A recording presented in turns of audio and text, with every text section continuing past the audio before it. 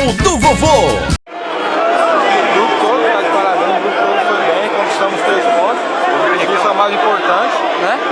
Tava bem no jogo, até tomou uma joelhada ali na coxa, isso me atrapalhou um pouco, mas graças a Deus o que a gente veio buscar, a gente conseguiu, que foi os 3 pontos. Gostou da estreia, Nicão? E continua conversando conosco. Então, com certeza, né? Procurei movimentar o máximo, claro que a gente está um pouco sem ritmo, sem entrosamento, mas fomos na vontade, na superação, e graças a Deus conquistamos nosso objetivo. E é uma vitória para confirmar o status de forte candidato ao acesso do Ceará?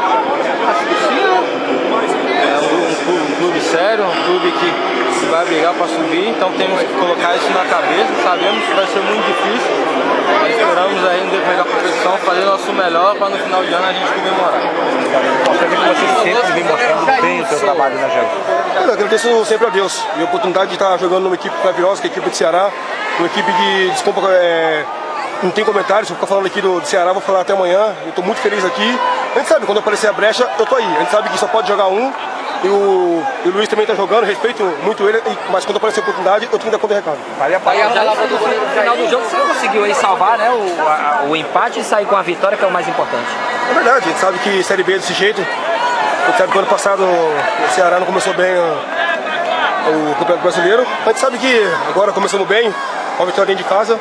Agora vamos descansar aí que quarta-feira tem o clássico.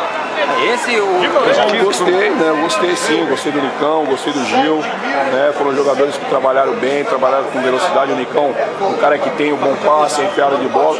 Então a gente tem jogadores aí que pode dar alegria para o nosso torcedor e contribuir bastante aí para a temporada, a sequência da temporada. Se fosse analisar as estreias, parece que também jogando há muito tempo, né? O time Nicão, o próprio Robinho, que o companheiro falou aqui, e o Gil também, né, Sérgio? Não, verdade, né? Eu acho que nós soubemos aproveitar as características desses jogadores, né? Dentro da formação que nós criamos para esse jogo. E isso foi importante, que a gente trabalhava vertical e acelerava o jogo e o pessoal respondia bem, ia para cima, me agradou bastante e isso foi importante. Tá aí o Robson.